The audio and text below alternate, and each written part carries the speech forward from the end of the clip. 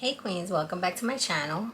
It is Saturday. It is after 2. I can't even see the clock right now, but I got up really early today and I went to run some errands. Saturdays are just about running errands in the morning. But I wanted to check in with you earlier today because I'm going to be cooking this evening. I'm going to make a Mediterranean dish. I'm going to make, I believe,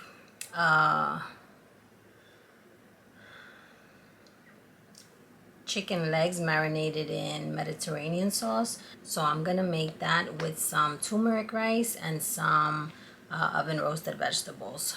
So that should be yummy. And I'll take photos and I'll insert them somewhere in this video. But I wanted to check in with you. I haven't checked in most of the week just because I've been getting home too late to film. But I wanted to tell you my experience. I constantly mention when I when I was a counselor. And I want to tell you why I walked away from that. Someone asked me, when I mentioned it to someone that I was conversing with, they asked me, well, Jessica, why did you walk away? If you loved it so much. Because I mentioned that was one of the most rewarding jobs that I ever had. And so the reason why I left that job, that particular position, was not because I didn't love it, because I fell out of love with helping women or anything like that. I left it for two reasons. And I have to be very, very honest because, I'm not here to lie to anybody, right? That's a very difficult job. It's very mentally taxing, it's physically taxing as well, and emotionally taxing because you're absorbing all the energy that your clients bring. So let me start from the beginning. The reason why I got into counseling women was because there was a time when I was out of work for 2 years. I worked for an elected official. Her term expired, and it was in the middle of the 2008-2009 recession, and I could not find a job anywhere. As much experience as I had, as many contacts as I had, I just couldn't land a job.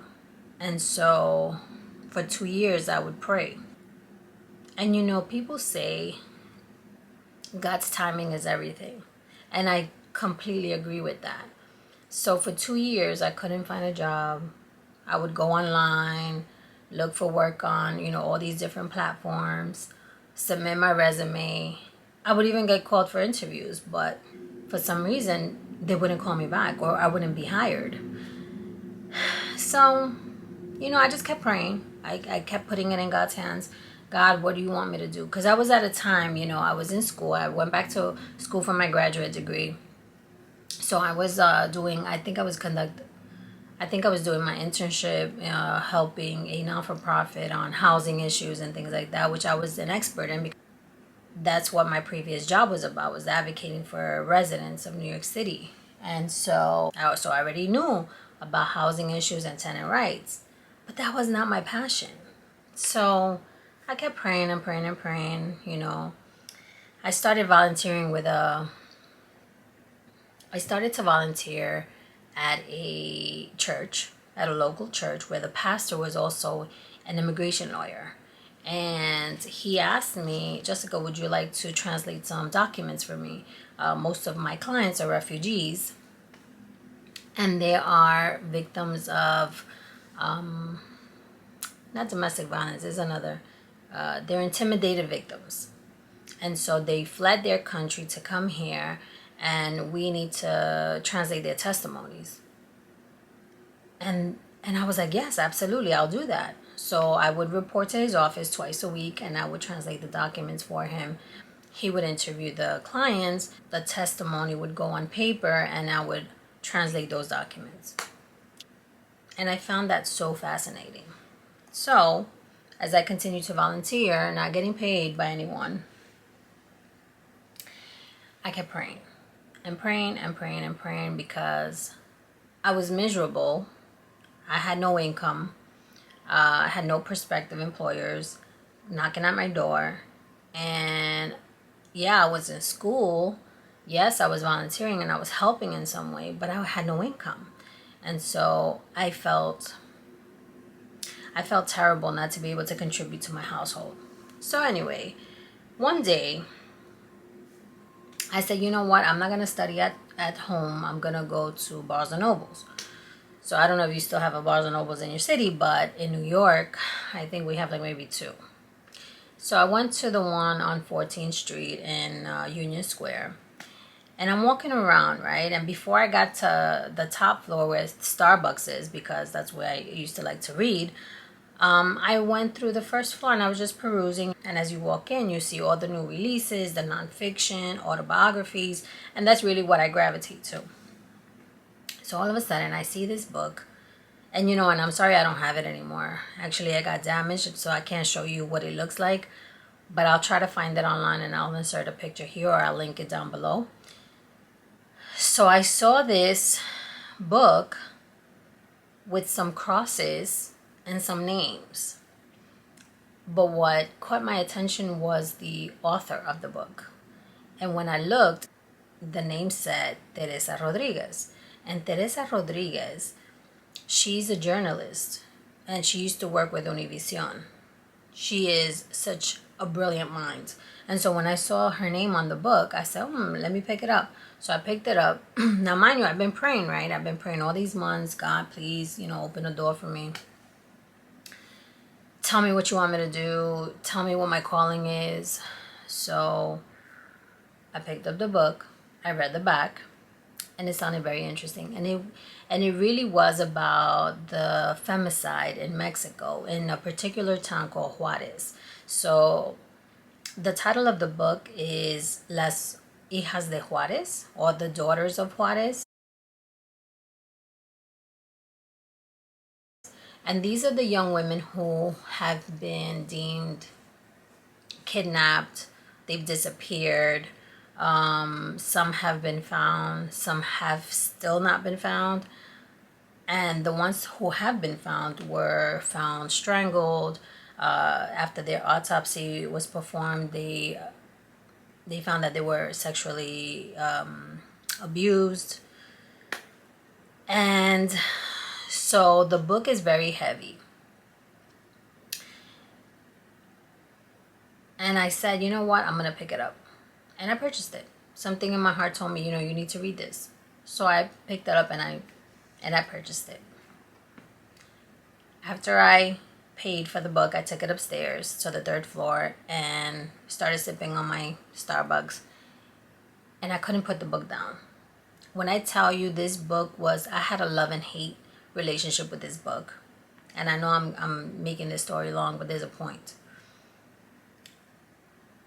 I had a love and hate relationship with this book because it was so well written that I felt like I was there, like I was investigating these murders and these disappearances and these kidnappings. I felt like I was standing alongside the families who were looking for their loved ones who had gone missing. But I hated it because I hated to hear about the atrocities that were happening to the women, particularly young ladies. Not to make it a long story, I finished the book. And that's when I found out that I wanted to work with women, and Latina women in particular, immigrant Latina women. And that's what I prayed for. I said, God, if there's a door that you can open, because these are the women that I want to work with. I want to work with Latinas because I am Latina, so I can identify. I speak Spanish, and I'm an immigrant. So that's a perfect marriage, right? Well, it took a little bit of time. And I was able to understand and discern the messages that God was putting, or the signs that God was putting in front of me. I said, that's it. I'm going to be a counselor. I'm going to do something with women. I want to work with abused women. God, please open a door. Well, it didn't happen overnight. But one day, a good friend of mine who I worked with, she was a former colleague, but she was a good friend at the same time. She called me one day. She used to work with me at that elected office that I mentioned before. And she said to me, Jess, I haven't talked to you for a while. What you been up to? Would you like to go out to lunch sometime? So we can chat it up. And I said, sure. Because, I always make myself available for friends, right? So I said, yes, absolutely. Like I said, I didn't have any income, but I had some savings. So, I could afford to go have lunch with someone, right? And I did. Little did I know that lunch was going to change my life. So I go to lunch with my friend. And it's so ironic because I had a message for her. Oh my goodness, you guys are not even going to believe this. I had a message for her and she helped me. That lunch was, it was just meant to happen. I'll tell you what message I gave her. But so anyway, we met up for lunch and we're talking and she's like, Jess, so what are you doing? And I said, well, I'm still not working. I'm still looking for work. It's really hard. The economy's terrible. And so as much as I'm trying to put my resume out there, no one's really calling me. And it's a bit frustrating, but, I'm going to keep it pushing. And she said to me, well, what is the field that you want to work in? And I said, I want to work with women. And I want to work with women who are victims of domestic violence or who have been abused or for whatever reason going through some trauma. Those are the women I want to work with. But they have to be Latinas and immigrants. And she said, well, that's interesting. Why Latinas and immigrants? And I said, because I'm both. And I can't help someone who I cannot identify with. And she said, okay. She said, well, actually, now that you mentioned that, I have a good friend who sits on the board of this organization. And, maybe I can shop your resume or set up a one-on-one with you. I said, are you kidding me? And she said, no. I said, yes, please, absolutely. And, and I've never been one to shy away from a job or, to pursue something that maybe to some other people are like, oh my God, I don't dare you. But I don't care. I just throw myself out there because, what's the worst that can happen, right? The person could be like, yeah, well, we're not looking for a person like you or you don't meet the criteria or whatever, right? But at least they saw me. At least they got to meet me. And at least they got to hear me. I said, please set it up. I will be forever grateful. So, while we were having lunch, and I'm going to go back to the message that I had to give her. I guess when she called me to invite me for lunch, I had been thinking about her. And the night before we met up for lunch, I had a dream with her. And I had a dream that she was pregnant and that the baby she was carrying was a girl. So at this time, she was married and everything, but she didn't have children. So when we were having lunch and I said, oh, by the way, last night I had a dream with you. I don't want to forget to tell you, but I had a dream with you. And I dreamt that you were pregnant and that you had a baby girl. Because I saw a baby girl in your arms. Can I tell you? You're not even going to believe this, but I swear it happened. She didn't tell me anything. She was like, really? Wow, that's crazy, right? A few months later, I want to say maybe, maybe 2 or 3 months later, she invited me and my significant other to a party in her house because her husband had graduated with his PhD. And so she threw him a party. It was in her home. It was a small gathering, just family and close friends. And I was so honored that she invited us. So when we were in her house, she announced her pregnancy. She didn't know what she was going to have because she didn't have that, she didn't, back then they didn't have gender reveals or anything. But she told everyone that she was expecting and she was 3 months. So the day that we had lunch, she already knew that she was pregnant. And at that party, after she announced her pregnancy, she was like, Jess, You know, when you told me in the restaurant, I had just found out. I found out a few days before we had lunch that I was pregnant. And so that just goes to show you how intuitive we are, right? As women, we connect in such a special way. And God wanted me, well, and God wanted to use me as that vessel to confirm, you know, that she was pregnant. I mean, that was her confirmation, you know. So I just wanted to share that really special moment with my friend. But getting back to my, you know, my choosing to be a counselor. To make a long story short, I met up with her friend who sat on the board of the organization. I told her what my experience was and all the people that I had worked with in the past and what my ambition was. And she said, you know, Jessica, send me your resume today. And by the way, I went to her office to meet with her. Our one-on-one was in her office. When I got home, I emailed her my resume, my cover letter. And that was on I want to say that was on a Friday. Yeah, if I remember correctly, that was on a Friday. So that Monday, I get a phone call from this young lady. And she said, you know, hi, Ms. Burgos, you know, I'm calling from, you know, this organization. I am in receipt of your resume and your cover letter. And I was wondering if I could speak to you for a few minutes. And I was like, absolutely. And mind you, any call that I got for interviews or anything like that, like I would welcome them, you know, because I was dying to work. So I said, yes, absolutely. So we sat for like 5 minutes. She went over my resume and she was like, can you come in for an in-person interview? And I said, absolutely. She goes, I know it's short notice, but can you come in on, you know, tomorrow, which was Tuesday? I said, what time?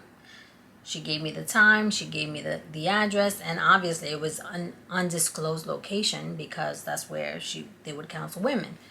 So I went to that location. I met up with her. It was a one-on-one interview. And when I walked out, I was walking towards, I believe, the bus stop. And I get a phone call from her. And I was kind of surprised, right? So I answered the phone because I recognized the number. I answered the phone and she's like, Ms. Burgos, can you come in for a panel interview on Thursday? You know, I was really impressed and I don't want to wait. I said, what? You know, I've never in my entire life of interviews have gotten a call the same day. I mean, in the past, I've been interviewed and I've been hired within the same week. I've never been called for a back-to-back interview in the same week. So obviously I was like jumping for joy. So I said, absolutely. Is it in the same office? And she was like, yes. And I said, I will be there Thursday. She gave me a time, I don't remember what time. And Thursday morning, I went back. Can I tell you, I sat with the most incredible women. When I walked into that interview, it was a panel of, I want to say 4 women, including the lady who interviewed me first,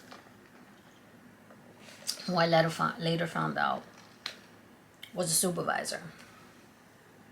Well, they grilled me, but I excelled. And by the way, I do really well in interviews, so I wasn't really worried about my performance. But, you know, it was a new field. It was a new experience. You know, I had never worked with this population before, so I wasn't sure if they were going to really accept me, you know, or think that I would be fit for this position. And the position that I was applying for, and the position that they were interviewing me for was for family advocate / counselor. It went very well. And the next morning, which was Friday, I get a phone call that I had been hired. So I got the job. I was jumping for joy. I was like, I didn't know how to act. I was like, oh my God, I got a job. I was calling everybody. I was calling everybody that was praying for me. I remember, you know, telling my mom first and then my significant other. And then I told my brother and my dad. And it was just amazing. My aunt, my grandmother. It was just an amazing feeling. After not working for 2 years, I was like, I was like, after not working for 2 years, now I'm going to work in something that I really want to do. And I did it well. I learned the job immediately, and I did it well. I did it to the best of my ability. And it was one of the most fulfilling jobs I ever had. To the point that I sometimes wish that I was still counseling women. But when I was working for that organization, it was a little difficult. And this is where my decision to leave comes in. So I did it for almost 2 years. And I left for two reasons. I am an alpha female. And so I feel like I always need to be in control of myself, my emotions, how I conduct myself, and everything around me. I also am very adamant about what I allow in my life, what type of energy I allow in my life, and how people speak to me. And I've always been that way. I'll do another video another time about my childhood, but I started noticing that the person who hired me, who called me originally and hired me, she was my supervisor for, I want to say maybe a little over a year. And then she left the organization and she moved away. Well, someone else came in. And this person was a micromanager. When I tell you, she was so terrible. She was great at managing the operation. She was great at knowing what the policies were. She was great at a lot of things. And I admired her greatly. And I genuinely liked her. I loved speaking with her. We would chat it up about politics and, what was going on in this field and all the changes in the state. And we had great conversations. But the one thing that just I could not deal with was her micromanaging. And it got to a point where she was at the office several times a week. And she would want to know why. And this is... I chuckle now, but it wasn't funny then, and it's really not funny now. She would want to know why someone moved the office phone from one desk to another desk. And that was an issue. So for the majority of the time, I would ignore her. But there was one particular day that I just couldn't do it anymore.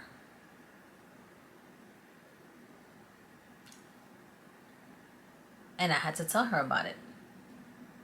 And she came over, and I had an attitude, and I rarely have an attitude at work. Unless you push me and I just don't want to deal with you.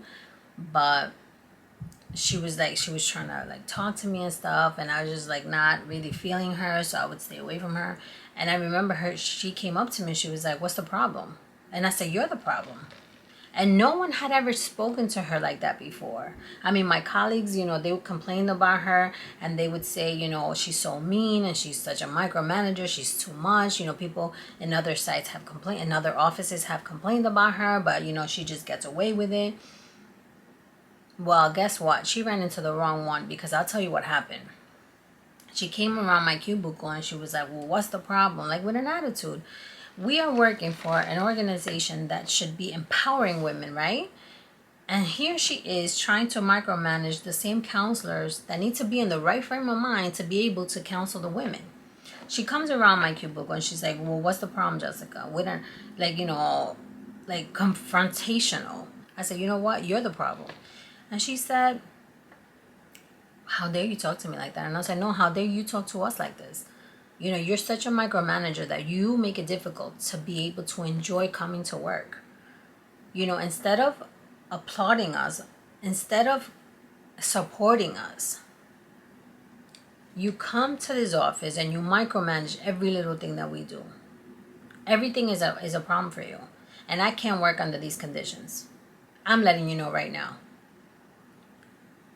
So I don't remember what she said to me, but she walked away. And I was just so mad. My tear came down my face. Like, I was just so angry. And my colleague comes up to me and she was like, Jess, don't break down. Don't do it. And I was like, I can't take her. I got to do something about her. Well, let me tell you what I did. She made me tears. So you know what I did? I called her boss. I emailed her boss. I told her that we needed to have a meeting because she was borderline abusive now. So you know what her boss did? She scheduled a meeting. And because people had shared calendars in Outlook, she got to see that we had a meeting. So what she did, she quit. She resigned before that meeting. It wasn't my doing. She quit because that was her decision. I don't take responsibility for that. What I do take responsibility for is standing up to her and her abusive ways. And then the second person that really made me not like the job anymore was the one who followed her. So she quit and she left. We got another counselor who was promoted and became our coordinator, right? And she was worse than the first one. I believe that she was very envious of the rapport that the three counselors had, because we got along great. Not only we got along great, we became really good friends. And I believe that the coordinator was envious of that. Because, as a supervisor, right, there are boundaries that you can't cross. Like, you can be cool with your subordinates, but you can't be friends. Like, you can't hang out with your subordinates because it's not a healthy relationship. People get to know your personal business. It just gets messy, right? So I think that she felt like out of the circle. She felt excluded. And so she hated the fact that we used to have lunch together and kiki at lunchtime and sometimes hang out after work and, take Zumba after work. And like, she couldn't take it. And she made us feel very uncomfortable at times because she would also become very controlling and verbally abusive. And we couldn't even have a conversation at lunchtime because she would jump on us. It just felt very uncomfortable around her. And so I complained about her too. And then I sat back and I was like, well, am I the problem? Am I like too sensitive? Or is it that I'm just like too combative maybe? And I realized that it wasn't me. And it's not because I'm trying to defend myself. It's just that, when you're in a position of power, you cannot abuse that power. Yeah, you have to push your staff to be better. But you also have to lift them up to be better. You have to give them the tools to succeed. And that is what they lacked. We received training, but they would knock us down. So, you can imagine the horrors that I heard during our counseling sessions with my former clients. These sessions were like really heavy duty. Like, they were very heavy topics. And they would talk about very, very atrocious incidents that would happen to them. So, heading back to the office and hearing our supervisors micromanage us and putting us down and stuff like that was abusive. I was receiving abuse from my own supervisors. The second reason, and that was one of the reasons why I left, why I walked away, because I didn't feel supported and I didn't feel that I had the women that were in leadership positions in that organization were not very supportive. And it's ironic because this is an organization that promotes support for women. So that was one of the things. So that was one of the reasons why I left. The second reason is because counseling women and hearing their stories over and over and over. And this is like, I would book, I want to say a good maybe 4 or 5 sessions a day. Each session was like almost an hour. And listening to the violence and the abuse, whether it was mental, financial, spiritual, I've heard it all. It was mentally and emotionally taxing. And counseling women, adult women, is one thing. But then the agency, or the organization I should say, said to us, well, you know what? you're going to start counseling children. And when I tell you that I had a stomach ache the rest of the day when we found out, I just wanted to run away. I wanted to say, you know what, I resign, I'm on the spot, effective immediately, I'm out of here. But I couldn't do that because that would have been a slap in the face to the person who gave me the opportunity to work in this organization. It would have been a slap on the face to my friend who connected me to the person who connected me to the organization. It would have been a slap on the face of my friend's friend who organized this meeting. And it would have been a bigger slap in the face to my clients. So there was no way that I was just going to drop everything and walk out. However, I also knew that I had to take care of myself, and my mental health was more important than anything else, because if I wasn't okay, then I couldn't be there for my clients. So they sent us to training, and I said, you know what, Jessica, I had to psych myself, right? I was like, you know what, Jessica, you're going to try it. Give it a chance, because maybe this is part of your calling. And then the other side, like you have the angel and the okay, so then one side was like, no, give it a chance, maybe this is good for you, whatever. And then this side was like, no, this is not what you signed up for. You don't want to work with children, you want to work with adults. And you said you want to work with women, Latin immigrant women. Children were not part of that equation. So I tried. I went to several trainings. I was certified by the state to work with children. Then now I became a mandated reporter. It was just a lot on my plate. It was a lot on my mind. And it was heavy on my heart. To make a long story short, I only counseled 3 children. 3 youth, I should say. It was 2 children and a teenager. It wasn't that traumatic because they're not the ones that were physically abused. It was their mom. But they were abused emotionally and psychologically because they saw the abuse at home. And so that's where I stepped in to try to help. And one day I came home and I just broke down. And I had done this for almost 2 years, and I was really strong. Like, I thought that my first counseling session was was going to break me down, and I was going to cry, and, because I generally don't want anyone to suffer. But I didn't. It was one of my last counseling sessions with one of my clients that really tore me down. She was, I can't tell you what she was talking about, but it was a very, very deep counseling session. And I held it together. And as she spoke, let me tell you something, it took everything in me not to break down. And I kept it together because I had to be professional. And if I broke down, then forget about her. She was already breaking down. So I said, no, Jessica, in my mind, right, while she was speaking, and I'm, listening to her, and I'm listening to every single detail of her story, of her incident. I said to myself, Jessica, you got to get it together and pull it together. Do not cry. You got to perform like you always do. And I did. I performed. I acted like I was listening, but it wasn't fazing me. And as she left the office, we created our safety plan. She left the office.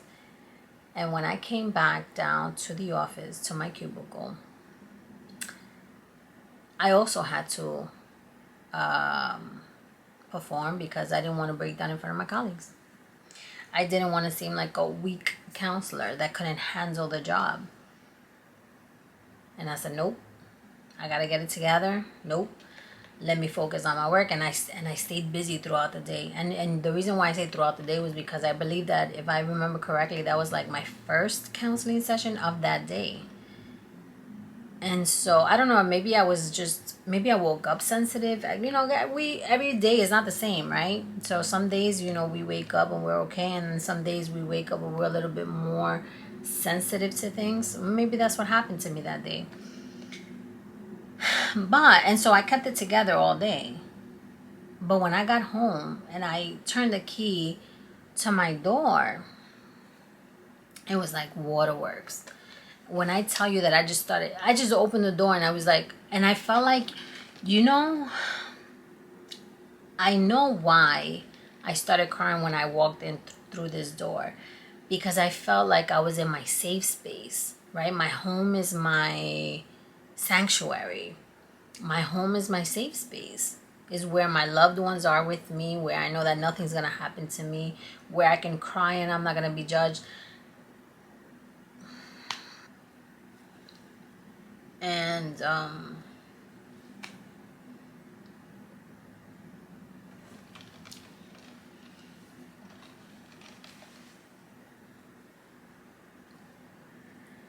and then I realized that I was crying for two reasons. One was because her story was really horrendous.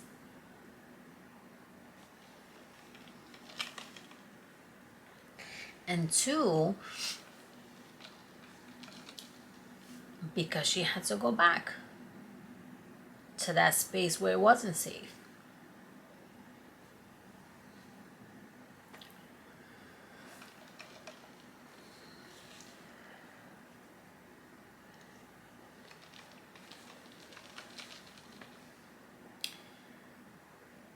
And as much work as I did with her, as we developed a safety plan, guess what?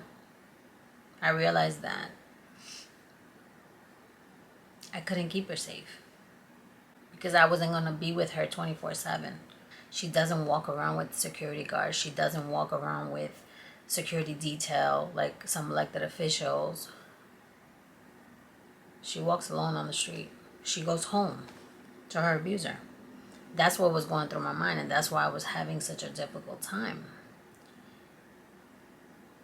And that day when I came in and I started crying, and I know that it makes me emotional now, still.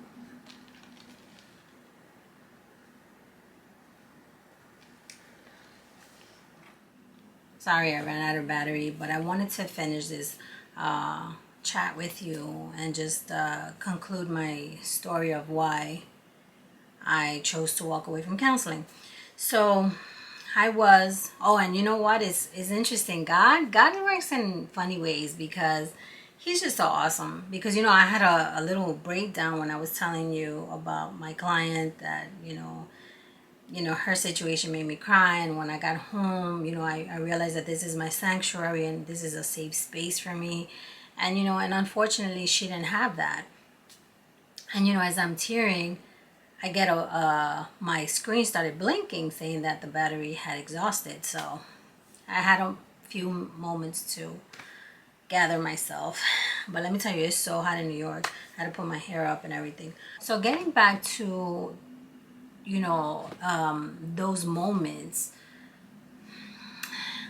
there was no way that I can continue to counsel, because on one end, my mental health was at stake, right? Because I was exhausted mentally and emotionally from receiving all that energy from my counseling sessions.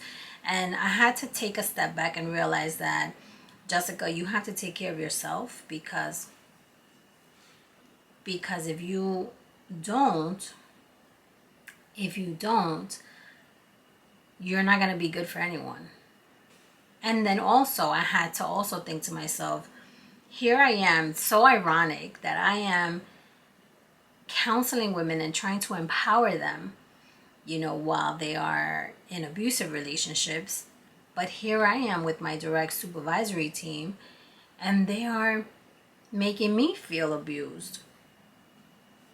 You know what? I think I spoke about this in another video where I said I took a leap of faith. One day I said, no mas. I walked into the bathroom. I shut the door. I prayed and I said, Lord, I know you got my back. And I resigned. I wrote my letter of resignation and I submitted it, because I couldn't allow myself to be abused in any way.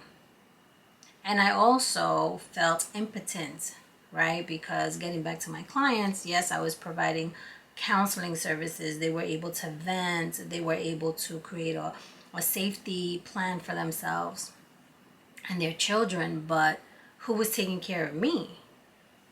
And I said, I have to go. And so that's why I gave up counseling. Not that I couldn't handle it or anything like that. It was just a bit too much at the same time. You know, I was getting pressure from this end and I was getting pressure from that end. So I chose to take care of myself. I chose my mental health. And really that's what happened. So it wasn't that it's not my calling or anything like that. I generally love counseling, but I also need to know what my limitations are, what my boundaries are, so that I can be okay. First and foremost, if we don't take care of ourselves, who's going to take care of us, right? And that's what happened. So on a lighter note, I'm going to read our next question. And let's see what today's question is. What do you most value in your friends? What do I most value in my friends? What do I most value in my friends? Loyalty. I think loyalty goes a long way for me. I've had experiences with when certain people who I thought were friends were very disloyal. They would talk behind my back or tell my business to someone who I didn't even know. And yeah, it didn't make me feel very good. In fact, I had one person who I used to love hanging out with this girl. I used to work in another agency years ago, and I remember she and I got very close. We even traveled together. And I remember telling her my most personal experience with my divorce. And one day I walk into the office and someone who I didn't even know knew her came and told me details about my marriage. And I had never shared that information with people in my unit. And I was very, very angry. I was so hurt and I was so angry. But more, I was hurt. I was hurt because I felt like I was betrayed by someone who I thought was my friend. And then I realized that she had no loyalty. You know, I mean, you know, years have passed and, you know, I put it behind me. But I'm saying that that was one of the examples that I can think of this time. And obviously, you know, when you have friendships, and I don't have a lot of friends, I can count on one hand how many friends I have that I've had over the years and things like that. I feel that loyalty is very important in any relationship, but in a friendship more so. I'm going to tell you why. Because you choose your friends. You're not born into friendships, right? You're born into families and family relationships, but you're not born into friendships. You know, you choose to be someone's friend. You choose to allow that person to be your friend, and you allow them to come into your life. And as your friend, you share very special moments with them. And you also share a lot of life experiences, whether they were in your life or not, right? And so I think that loyalty, you know, a person that's disloyal can't be around me. But loyalty goes a long way. So thank you for stopping by again. I hope you are enjoying your Saturday. I'm about to go and prepare the finishing touches on my food. I already cooked.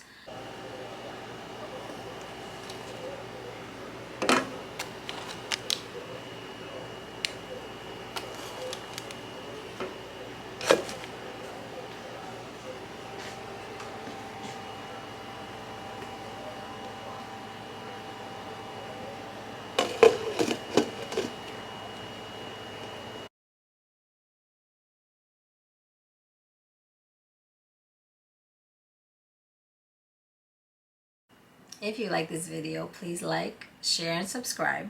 And tell your family members about it. You know, tell them to come and join the family. Tomorrow Sunday, and I'll be doing one of the hauls. I think it's Boohoo tomorrow. So I will see you tomorrow. Have a good night.